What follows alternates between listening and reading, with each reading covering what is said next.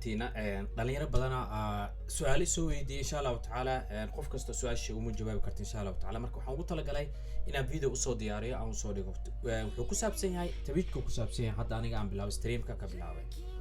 waxyaalaha ay ku kala duwan yihiin Twitch-ka iyo Facebook-ka aad ay u kala duwan yihiin Facebook-ka xayisiinta kuma ogolo maxaa yeelay waa inaad ku hadashaa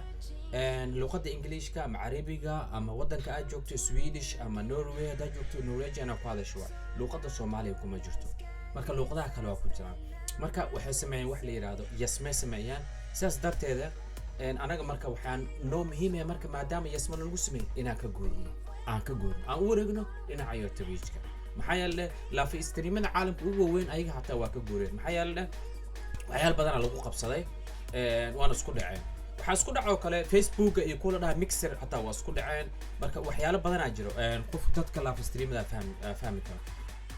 marka waa muhiim aniga waxaan ana dad streamada live streamada waa inay wax ku sharaxaan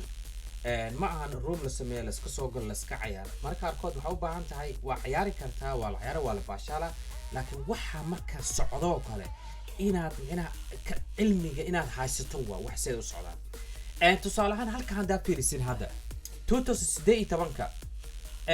YouTube-ka gaming-ka dadka YouTube-ka ka soo gali jiray gaming-ka kadib waxay yimaaday kuwa la dhahayo Mixer ay yimaaday Mixer-ka markay yimaadeen YouTube-badii waa ka guureen Mixer-ka waxay u guureen YouTube waxay u guureen Mixer-ka u guureen marka YouTube-ku wuxuu noqday dadka ka soo galay 2.0% Mixer-kana hal ayuu ku darsaday wuxuu noqday 3.1% idoo sidaas meesha taagan ayaa waxa soo baxay Facebook gaming ayaa la sameeyay Facebook gaming-ka wuxuu noqday 2.6 wuxuu ka sarmaray Mixer-ka dadkii marka Mixer-ka oo YouTube-ka ka soo guuray waxay u soo guuray Mixer-ka iyo marka Facebook gaming-ka haddana tartan gala marka waa laga batay marka dadkii isla markiiba la soo saaray waxay noqdeen 2.6 ay noqdeen wow asoo jiro muddo yar ayuu halkan ku gaaray kadib waxa soo baxay Twitch-ka soo baxay dadkii dhamarka waxay u guureen Twitch-ka wuxuu tagay 61.1% halkaas marka waxa kugu cad inuu yahay Twitch-ka meesha ugu sareeyo Facebook-ga wuxuu galay 27.9 ayuu galay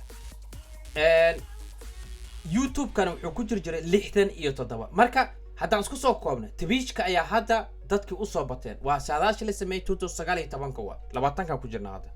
that is why marka aan wax ugu hadlayno sababtoo wadamo badan waxa ku jiro luqadooda loo diiday inay ku helaan Facebook xayeysiinta kadib waxay bilaabeen inay u soo wareegaan dhanka iyo Twitch-ka anaga hadda Soomaaliland streamnana waa ina taasoo kala sameynaa waa luqadeena waa la yasay meel lagu yasay ina joogto ma aha marka waa ceeb fulxumo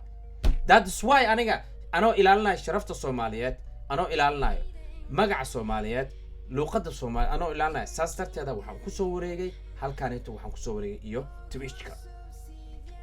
dhalinyaro badan taageer noo fidisay soo raacday waa kala kiciyeen waa dhiseen GG guys aad u maasantiin marka insha Allah ta'ala aqoontu aad u muhiim u tahay wax in la ogaado aad muhiim u tahay cilmiga kugu jiro wax adiga aad taqaan waa inaad dadka u sii faafisaa haddii kale cilmigaaga waxba ma aha